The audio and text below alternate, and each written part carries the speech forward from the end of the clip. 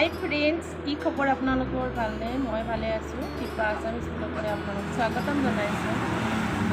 আজি এটা নতুন ৰেচিপি বনাব লৈছোঁ। ৰেচিপিটো চাই থাকক কি বনাওঁ।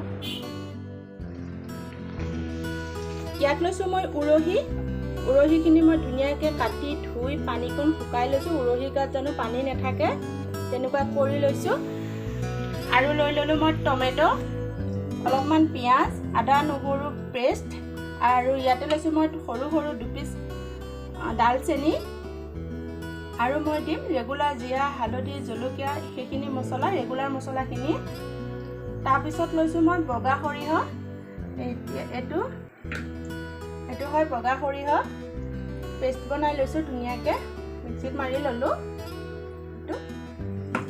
বাছ মোক ইমানখিনি বস্তু লাগিব, মই লাহে লাহে দেখাই আছোঁ, তেতিয়াহ'লে ভিডিঅ'টো চাই থাকিব।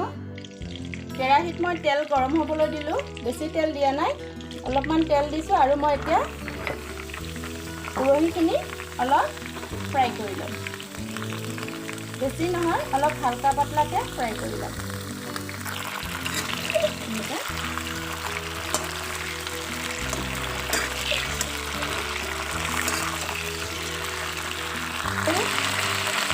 সৰু সৰু মই গৰম তেলতে জিৰা, গোটা জিৰা দি লৈছিলোঁ ফ্ৰাই কৰোঁতে। জলদি ফ্ৰাই হ'বলৈ মই অকণমান ইয়াতে নিমখ দি দিছোঁ, নিমখ দি দিলোঁ ইয়াতে অলপমান। উৰহি ফ্ৰাই কৰা হৈ গৈছে। এতিয়া মই দিম আকৌ তেল, কেৰাহীত অকণমান তেল দিম। জিৰা প্ৰথমতে দি দিছোঁ আৰু নিদিওঁ। এতিয়া দিম মই পিঁয়াজ দিবলৈ ল'লোঁ। পিঁয়াজখিনি ভুনা হোৱাৰ পিছত এতিয়া দিম মই আদা নহৰু পেষ্ট।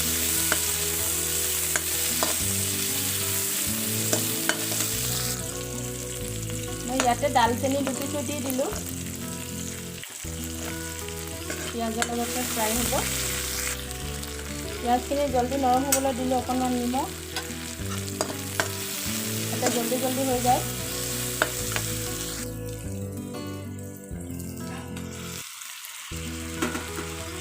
নহৰু, জলকীয়া পেষ্টখন দি দিলোঁ, সেইখিনিও দি দিম।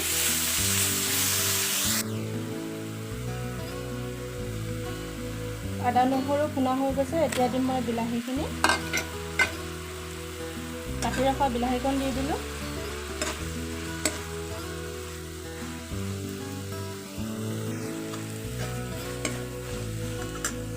পিঁয়াজ টমেটো ভুনা হৈ গৈছে। এতিয়া দি আছোঁ হালধি, জলকীয়া, গোটেই মছলাখিনি, ৰেগুলাৰ মছলাখিনি।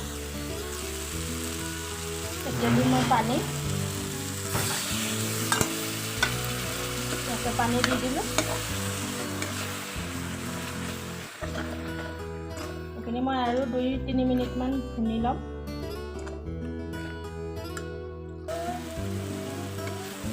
মছলা ভুনা হৈ গৈছে।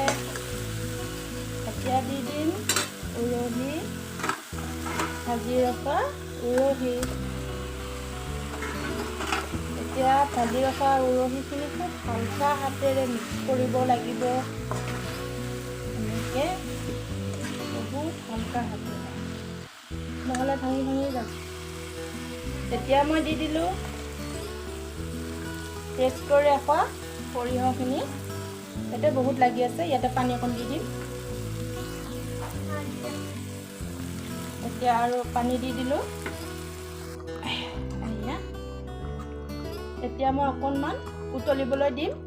গ্ৰেভিটো আপোনালোকৰ আইডিয়াত ৰাখিব, কোনে কিমানখিনিকৈ খায় গ্ৰেভি, সেই হিচাপত। মই ইয়াতে আৰু অকণমান পানী দিম, কাৰণ এইখিনি উতলাৰ পিছত বহুত টাইট হৈ যাবগৈ, সেইটো কাৰণে আৰু অলপ পানী দিম। এতিয়া দি দিলোঁ পানী, আৰু পানী নিদিওঁ, আৰু এইখন উতলিলে হৈ যাব। ঠাণ্ডা হ'লে ধুনীয়া টাইট হৈ যাবগৈ। এতিয়া মই অলপ সময়ৰ কাৰণে ঢাকোন লগাই দিম, উতলালৈ অপেক্ষা কৰিম। এতিয়া হৈ গ'ল উৰহি চব্জি। এনেকুৱা হৈছে কালাৰটো। ভিডিঅ'টো শেষলৈকে চোৱাৰ কাৰণে আপোনালোকলৈ ধন্যবাদ থাকিল।